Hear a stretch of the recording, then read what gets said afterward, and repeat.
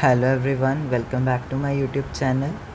तो स्टूडेंट्स, आज के इस वीडियो में हम डिस्कस करेंगे class 10 science chapter 2 acid bases and salt का टॉपिक कॉमन सॉल्ट और रॉ मटेरियल फॉर केमिकल्स। तो प्रीवियस वीडियो में मैंने आपका pH in our daily life वाला टॉपिक कवर कराया था। तो आज के इस वीडियो में हम पढ़ेंगे कॉमन सॉल्ट। ठीक है, इससे पहले चैनल पे नहीं है तो चैनल को सब्सक्राइब करना, वीडियो को लाइक शेयर करना। तो बेटा, common salt a raw material for industries. अब इन्होंने बताया है कि जो कॉमन सॉल्ट जिसे हम कहते हैं सोडियम क्लोराइड, ठीक है, या जिससे सोडियम हाइड्रोक्साइड बनता है, वो है आपका कॉमन सॉल्ट। ठीक है, वो है सोडियम क्लोराइड, जिसे हम डेली लाइफ में अपनी यूज़ करते हैं। उससे क्या क्या बनता है? Sodium hydroxide, baking soda, washing soda, bleaching powder. तो इनके बारे में हम सभी के बारे में स्टेप बाय स्टेप पढ़ेंगे। तो फर्स्ट है आपका सोडियम हाइड्रोक्साइड। अब जब हम सोडियम क्लोराइड के एक्वस सोल्यूशन में जो है वो इलेक्ट्रिसिटी पास करते हैं तो उसे हम ब्राइन करते हैं। One electricity is pass through an aqueous solution of sodium chloride. ठीक है, ये डिकम्पोज करके फॉर्म करता है सोडियम हाइड्रोक्साइड। ठीक है, इसे हम क्लोर एल्कली प्रोसेस भी बोलते हैं, क्योंकि इसमें जो प्रोडक्ट्स हैं वो क्लोर बनता है क्योंकि वो क्लोराइन के लिए होगा, और अल्कली बनता है जो सोडियम हाइड्रोक्साइड के लिए होगा। उसके बाद है ब्लीचिंग पाउडर। तो ब्लीचिंग पाउडर जो है वो कैसे बनता है, अब हम वो पढ़ेंगे। You have already come to know. अब हमें पता लग चुका है कि जो क्लोरीन है वो इलेक्ट्रोलाइसिस के प्रोसेस से बनता है ब्राइन के सॉल्यूशन से। ठीक है, सॉरी, हाँ जी, ब्राइन के सॉल्यूशन से जो क्लोरीन गैस है वो यूज़ होती है for manufacture of bleaching powder. ठीक है, ब्लीचिंग पाउडर की मैन्युफैक्चरिंग के लिए क्लोरीन गैस यूज़ होती है। अब ब्लीचिंग पाउडर जो है वो प्रोड्यूस होता है by action of chlorine on, तो ठीक है, वो ड्राई स्लेग्ड लाइम पे बनते हैं। ठीक है, CaOH whole twice. Bleaching powder जो है उसे हम लिखते हैं CaClO2 इस तरह से। ठीक है, through the actual composition is quite complex. ठीक है, एक्चुअल जो बनावट है जिस तरह से ये बनता है वो काफ़ी ज़्यादा कॉम्प्लेक्स है। ये आपका फार्मूला दिया गया। ये थोड़ा सा बेटा हमारा रह गया था ऊपर, मैं इसको स्किप कर गया, बट ये देखो यहाँ पे इन्होंने दिया है कि ये बनता कैसे है। ठीक है, क्लोर एल्कली। अब इसका नाम इन्होंने क्लोर एल्कली क्यों रखा है? क्योंकि इस प्रोसेस में क्लोर यानी क्लोरीन बन रहा है, क्लोरीन गैस। ठीक है, और एल्कली, एल्कली मतलब जो बेस पानी में डिज़ोल्व हो जाते हैं, यानी सोडियम हाइड्रोक्साइड NaOH बन रहा है। ठीक है, जो क्लोरीन गैस है वो होगी आपकी एनोड पे। ठीक है, और हाइड्रोजन गैस होगी कैथोड पे। सोडियम हाइड्रोक्साइड का जो सॉल्यूशन है वो कैथोड के पास होगा। ठीक है, ये देखिए, brine containing NaOH। The 3 product produced. अब कौन कौन से प्रोडक्ट बने? क्लोरीन, H2 यानी जो फ्यूल्स अमोनिया या फर्टिलाइज़र में यूज़ होगा, Cl2 जो आपका वाटर ट्रीटमेंट में होगा, स्विमिंग पूल में यूज़ होगा, PVC डिसइंफेक्ट में होगा, पेस्टिसाइड में यूज़ होगा, और आपका बना NaOH जो डिग्रीजिंग मेटल में यूज़ होगा, सोप डिटर्जेंट में यूज़ होगा, आर्टिफिशियल फाइबर्स में यूज़ होगा। ठीक है, तो ये मैंने समझाना था, इससे आपको और अच्छे से क्लियर हो जाएगा ये डायग्राम के थ्रू। ठीक है, उसके बाद कुछ नहीं है, बस आपको दिया गया है यहाँ पर ब्लीचिंग पाउडर के यूजेस। अब ब्लीचिंग पाउडर एक मेन यूज़ होता है वाइटनिंग का। ठीक है, अगर आप पेपर भी लेते हो तो उसका वाइट कलर कैसे आता है? ब्लीचिंग पाउडर के कारण आता है। ठीक है, पेपर में वो ब्लीचिंग पाउडर मिक्स करते हैं। अब आपका जो ब्लीचिंग वॉश क्लोथ्स उसमें भी यूज़ होता है ना, आपकी टेक्सटाइल इंडस्ट्री में। ठीक है, कपड़े बनाने की इंडस्ट्री में जो वाइट कलर है वो ब्लीचिंग पाउडर से आता है। ऑक्सीडाइजिंग एजेंट है ये, और ये पानी को जर्म फ्री करने के लिए भी यूज़ किया जाता है। क्लियर? उसके बाद है बच्चे बेकिंग सोडा। तो बेकिंग सोडा तो आपको पता ही है, आपके घरों में भी यूज़ होता होगा, है ना।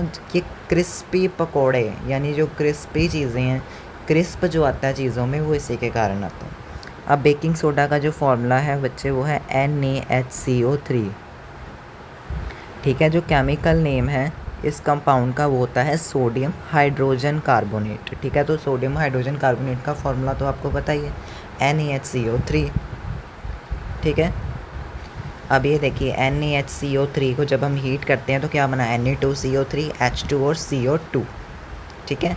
और बेकिंग सोडा के यूजेस, बेकिंग सोडा जो है सॉरी बेकिंग पाउडर जो है वो मिक्सचर है बेकिंग सोडा का, सोडियम हाइड्रोजन कार्बोनेट और टार्टरिक एसिड का, जो कि एक वीक एडिबल एसिड है, ठीक है। When baking powder is heated, जब उसे हीट किया जाता है या मिक्स किया जाता है तो कौन सी रिएक्शन बनती है, CO2 H2 और सोडियम सॉल्ट।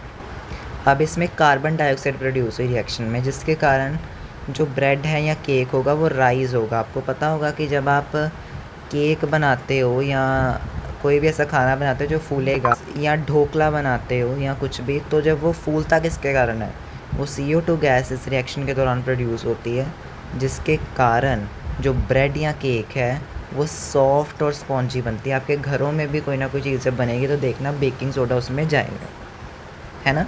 इसमें सोडा एसिड फायर एक्सटिंग्विशर्स भी बनाने के काम आता है। सोडियम हाइड्रोजन कार्बोनेट एक एंटासिड के रूप में भी होता है। एल्कलाइन होने के कारण ये हमारे स्टमक में जो एक्सेसिव एसिड है उसको भी जो है वो न्यूट्रलाइज करता है, ठीक है। आई होप मैंने आपका अच्छे से कॉन्सेप्ट क्लियर कर दिया। उसके बाद है वॉशिंग सोडा। तो वॉशिंग सोडा जो है अनदर केमिकल जो सोडियम क्लोराइड से बना, देखो कॉमन सॉल्ट के कितने यूजेस आ गए, वो है Na2CO3.10H2O, यानी वॉशिंग सोडा। इसका फॉर्मूला आपको अच्छे से आना चाहिए, Na2, ठीक है, CO3.10H2O, ये इसका फॉर्मूला है और ये एक बेसिक सॉल्ट है। अब उन्होंने एक पूछा है क्वेश्चन, मैंने जब आपको ये फार्मूला बताया तो मैंने लास्ट में बताया था कि 10H2O। अब इसमें 10H2O का क्या मतलब है, क्या वो वेट करेगा Na2CO3 को, तो ये भी हम आगे पढ़ेंगे। जो सोडियम कार्बोनेट और सोडियम हाइड्रोजन कार्बोनेट है वो काफ़ी इंडस्ट्री में यूज़ होता है। जैसे sodium carbonate washing soda use होता है ग्लास को बनाने में, सोप या पेपर इंडस्ट्री को, है ना। ये इससे बोरेक्स भी बनती है जो कि एक सोडियम का कंपाउंड है। बोरेक्स का भी आपको पता होगा, आपके घरों में होगी। उसके बाद है परमानेंट हार्डनेस ऑफ वाटर को रिमूव करने के लिए। अब हार्डनेस ऑफ वाटर का क्या मतलब, पानी हार्ड होगा, नहीं। परमानेंट हार्डनेस यानी पानी की हार्डनेस को रिमूव करने का मतलब है कि पानी के अंदर जितने भी साल्ट होंगे, जितने भी आयन्स होंगे, उनको रिमूव करना, उसे बोला जाता है removing the hardness of water. Hard water वो होगा जिसमें बहुत से सॉल्ट होंगे, आयन्स होंगे, ठीक है, बहुत कुछ होगा। पर जब उसमें कुछ नहीं होगा, जब वो प्योर वाटर होगा, तब उसे हम डिस्टिल्ड वाटर भी या प्योर वाटर कहते हैं, जब उसमें कोई भी तरह का सॉल्ट या आयन वगैरह नहीं होता, ठीक है। ये सबसे ज़्यादा आपको पता ही, वॉशिंग सोडा मेन फंक्शन क्या है, क्लीनिंग एजेंट फॉर डोमेस्टिक, घरेलू कामों के लिए साफ़ सफाई का काम भी ये करता है।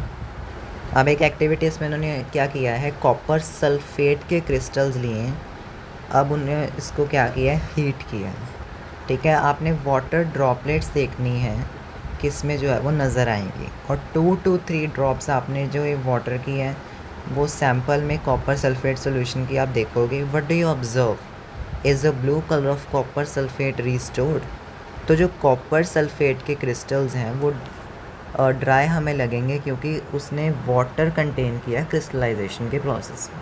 जब क्रिस्टल्स को हीट करेंगे तो वाटर रिमूव होगा और सॉल्ट क्या टर्न होगा, वाइट, ठीक है।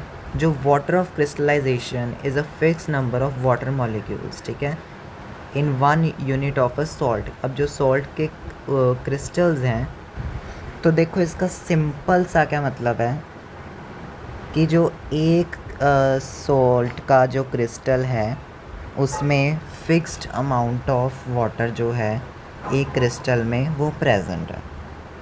अब इसका क्या मतलब, Na2CO3 में जो हमने लिखा था .10H2, उसका क्या मतलब है कि एक सोडियम कार्बोनेट के क्रिस्टल में 10 वाटर के मॉलिक्यूल्स प्रेजेंट। सिंपल, इसको ज़्यादा सिंपल फॉर्म में मैं समझाऊंगा कि आपको ज़रा टफ ना लगे। आगे था उन्होंने यहाँ पे लिया केमिकल फार्मूला कॉपर सल्फेट का, वो है CuSO4.5H2O।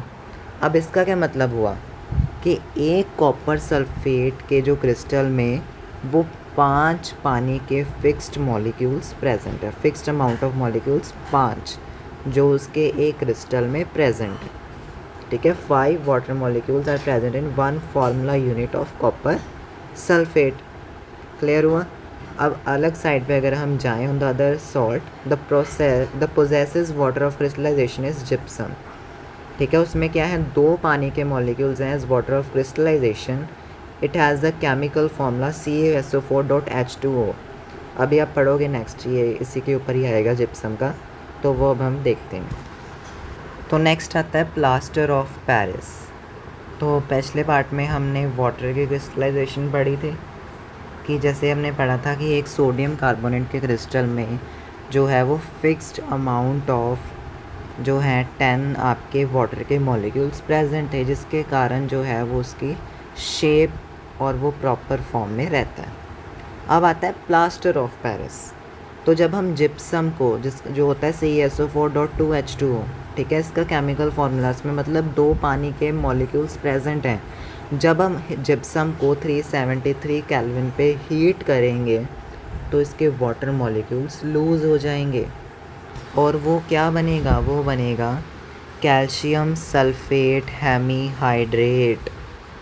कैल्शियम सल्फेट हेमीहाइड्रेट, जिसे हम ये क्या कहते हैं, प्लास्टर ऑफ पेरिस, POP नाम भी आपने सुना होगा। ये आपको अच्छे से आना चाहिए प्लास्टर ऑफ पेरिस का। तो जो प्लास्टर ऑफ पेरिस है वो डॉक्टर यूज़ करते हैं for providing plaster for fractured bones. जिनकी बोन पे फ्रैक्चर हो जाता है उनको प्लास्टर में वो प्लास्टर ऑफ पेरिस यूज़ करते हैं। ये एक वाइट पाउडर होता है, जब उसको हम पानी के साथ मिक्स करते हैं, जब हमने उसमें पानी डाला तो वो क्या बन जाएगा, जिप्सम। ठीक है, ठीक है, सिंपल याद रखो, जब आप जिप्सम को हीट करोगे वो क्या बनेगा, प्लास्टर ऑफ पेरिस। बट जब आप उसमें वाटर ऐड करोगे तो वो फिर से क्या बन जाएगा, जिप्सम। क्लियर। ठीक है, CaSO4.H2O है आपका प्लास्टर ऑफ पेरिस। आपने इसमें जब वाटर ऐड किया वो क्या बनेगा, CaSO4.2H2O। Note that only the half molecule water molecule is shown to be attached as water of crystallization. How can you get a half water molecule? उन्होंने कहा कि आप half molecule कैसे लिख सकते हो। It is written in the form because 2 formula unit of CaSO4 share 1 molecule of water. उन्होंने कहा है कि 2 फार्मूला यूनिट जो हैं CaSO4 के वो पानी के एक मॉलिक्यूल को क्या कर रहे हैं, शेयर कर रहे हैं। क्लियर हुई बात।